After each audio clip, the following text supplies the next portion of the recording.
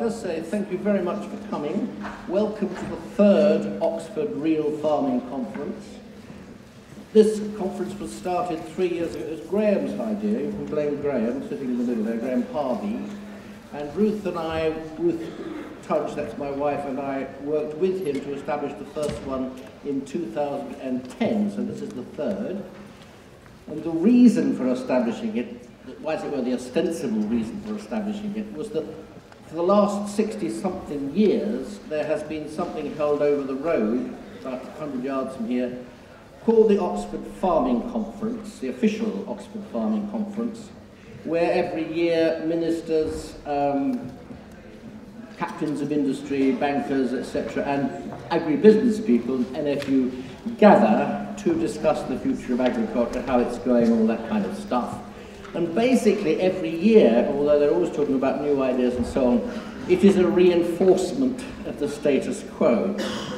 And Graham said, and we agreed, that actually we don't want a reinforcement of the status quo. The world is in a very serious mess.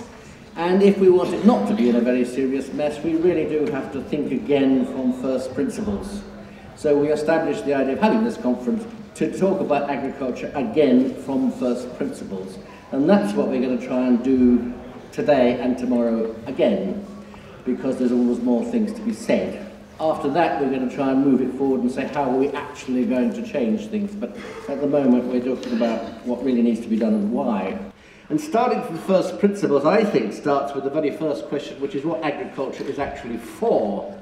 And I would say, being very naive, that what agriculture is actually for is to provide everybody in the world with good food.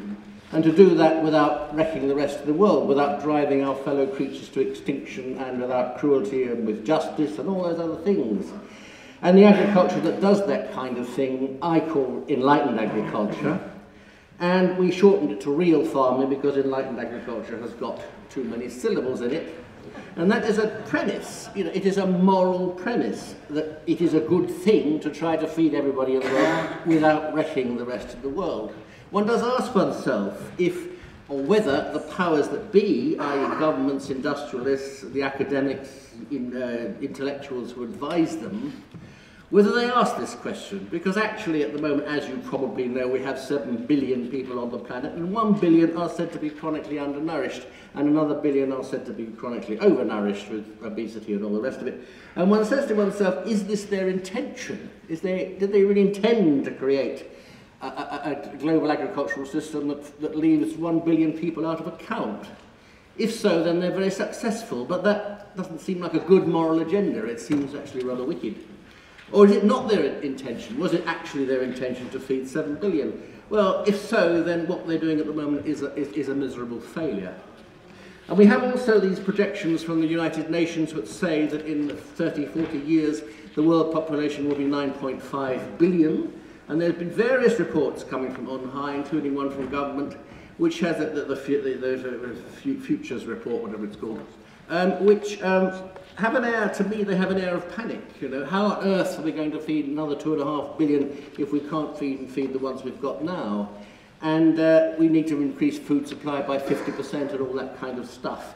And with that goes the supposition that we need more high tech, including more genetic engineering and all those things, if we're going to feed all these people, and that the rest of us, as it were, the great public at large, should keep our, should hold our peace and let the experts get on with it. And this seems to me the most terrible, terrible nonsense, actually.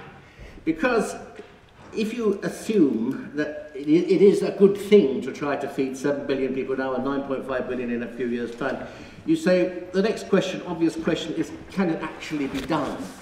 And the answer is, if you do very simple biology, very simple arithmetic based on that biology, you see actually that it shouldn't be difficult. It should be really quite easy to feed 7 billion well, and indeed to feed 9.5 billion well, and indeed to go on doing that indefinitely. And we don't need to do more than that because apparently world numbers are going to level out by 2050. So why the hype? Why the suggestion that we need 50% more? Why the air of panic? What's it all? What actually is it all about?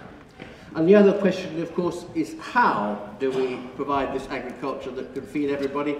And if you apply very simple biology, very simple biological principles, you say, well, agriculture that could be very, very productive, which it needs to be, of course, but is also sustainable, is also resilient, is not going to wreck the world, is not going to collapse under its own weight. It has to be very, very diverse. That's the main thing. I mean, this is how nature manages to be sustainable and productive. It's very, very diverse. It has to be tightly integrated, everything feeding into everything else, and it has to be low input. And diverse in agriculture means polyculture, on which we have a meeting in this symposium, and it means, in other words, it means mixed, and low input translates roughly into organic, which doesn't mean we have to follow all the rules of the Soil Association. It does mean that organic has to be our default position. And it's simple biology that leads you to that conclusion, not ideology, simple biology.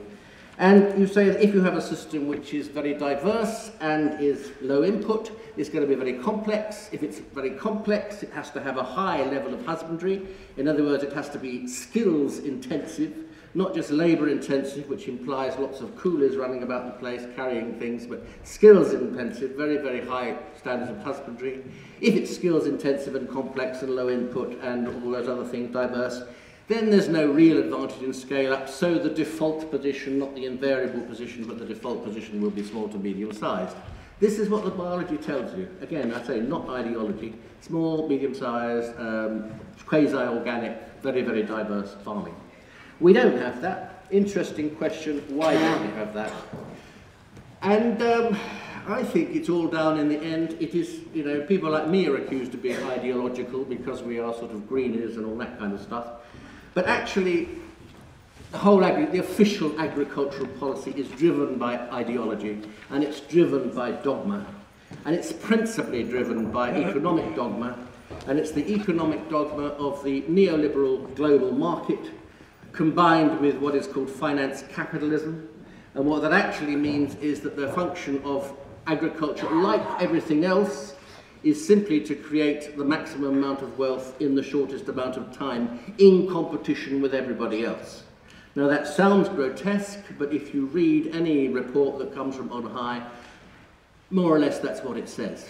Successive Secretaries of State for Agriculture, for example, in recent years have been saying Britain's ag farmers should be more productive, we should produce more at home, but then they always add, but you have to be competitive. And what that means is you have to do these things, but you have to do it more cheaply than the Brazilians or more cheaply than the Africans, otherwise we're going to buy stuff from elsewhere, just as we did with coal, for example.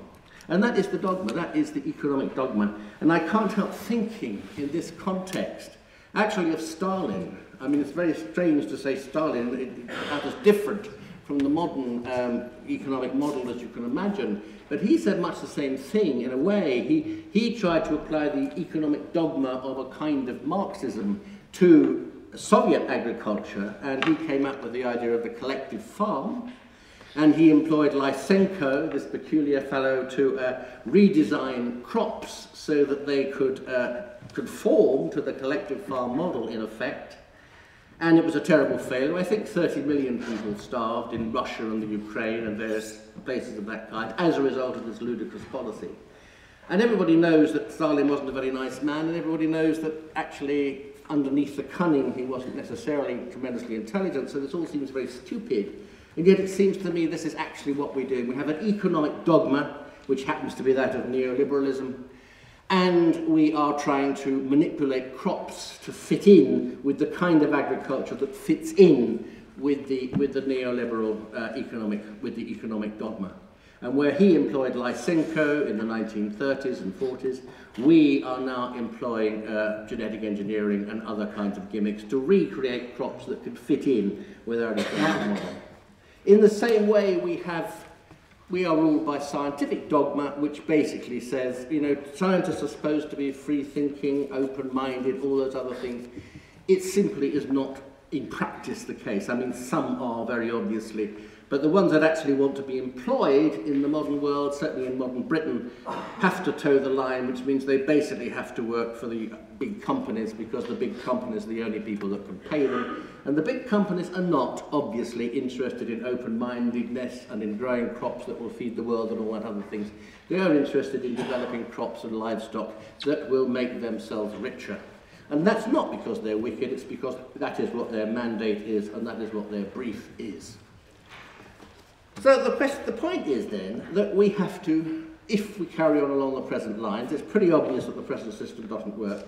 If we go along with present economic dogma, if we go along with the present ways of doing science, if we go along with the present hierarchy of government, which says this is the way the world has to be run, and we are the experts and we know and you can jolly well follow us, if we go along with that, we are going to be in very, very deep trouble. And of course, since 1 billion people are already starving, you could say that 1 billion people are already in very deep trouble, and half our fellow creatures are in danger of extinction, half our fellow creatures are already in danger of extinction, already in very deep trouble. How much warning, as it were, do we want? We really have to change direction. The interesting thing is that it is pretty clear, I think, and many other people think, the direction in which we need to change. We need to get, move away from this industrialised model of agriculture, big monocultures, back to diversity, small to medium-sized, quasi-organic type farms. We need to do that, that's obvious. But the bigger problem by far, is to do that, as it were, despite the government and the powers that be, which have in mind a totally different system, and to get past and are guided by, are ruled by these dogmas of economy, the dogma of present-day science, and the dogma which says that, as it were, they have to be in charge. So we have to make radical changes, and we have to do it, as it were, despite the powers that be. But we also have to do that without revolution. Because we're not going to have a revolution, and if we did, it would be a terrible mess, and it's, nobody here is really looking for a revolution. We're not looking for a fight. We're looking to change the system, as it were, with minimum disruption. Change it radically, but with minimum disruption. And the way to do that is to rebuild something different, but to rebuild it in situ, using the best of what's available around to rebuild, and basically trying to ignore or work around whatever gets in the way. And that really is the theme of this conference. That is what we're going to be talking about in this conference.